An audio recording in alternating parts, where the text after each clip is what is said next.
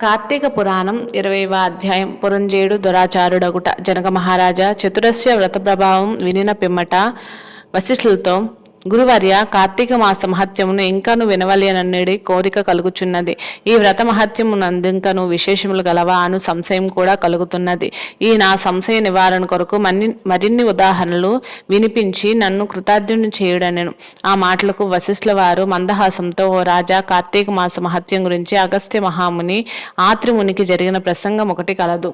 దాన్ని వివరించదను, ఆలకించుమని ఆ కథా విధానమును ఇట్లు వివరించెను. పూర్వం ఒకప్పుడు అగస్త్య మహర్షి ఆత్రి మహర్షిని గాంచి, ఓ ఆత్రి మహాముని, నువ్వు విష్ణు అంశయందు పుట్టినావు. కార్తీక మహత్యము నీకు ఆ మూలగ్రమును తెలియను కాన దాన్ని నాకు వివరింపుము అని కోరెను. అంత ఆత్రి మహాముని, కుంభ సంభవ, నీవడిగిన ప్రశ్న వాసుదేవునికి ప్రీతికరము అగుటచే నుత్తమైనది. కార్తీక మాసంతో సమానం అగు మాసము, వేదముతో సమానమగు శాస్త్రము, ఆరోగ్య సంపదకు సాటియగు సంపద లేదు. అటులనే శ్రీమన్నారాయణ కంటే వేరు దేవుడు లేడు. ఏ మానవుడైనను కార్తీక మాసంలో నదిలో స్నానం చేసినను, శివకేశవుల ఆలయమందు దీపారాధన చేసినను, లేక దీపదానము చేసినను గలుగు ఫలితము అపారము. ఇందొక ఇతిహాసము వినుము. త్రేతాయుగమున పురంజేయుడను సూర్యవంశపు రాజు అయోధ్య నగరమును రాజధానిగా చేసుకొని రాజ్యమేలుచుండెను.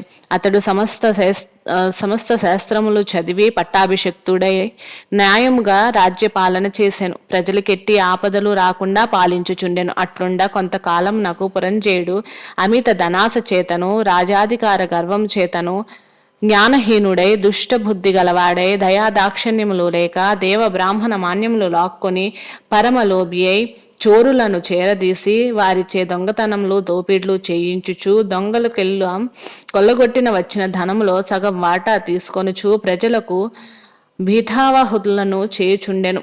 ఇటులా కొంతకాలము జరగా అతని దౌష్ట్యములు నలుదిక్కుల వ్యాపించెను.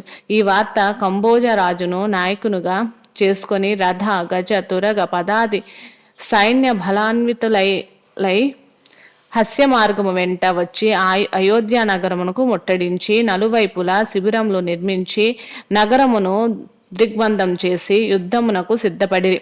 అయోధ్య నగరమును ముట్టడించిన సంగతిని చార్లు వలన తెలుసుకొని పురంజేయుడు తాను కూడా సర్వసన్నిధుడై ఉండెను.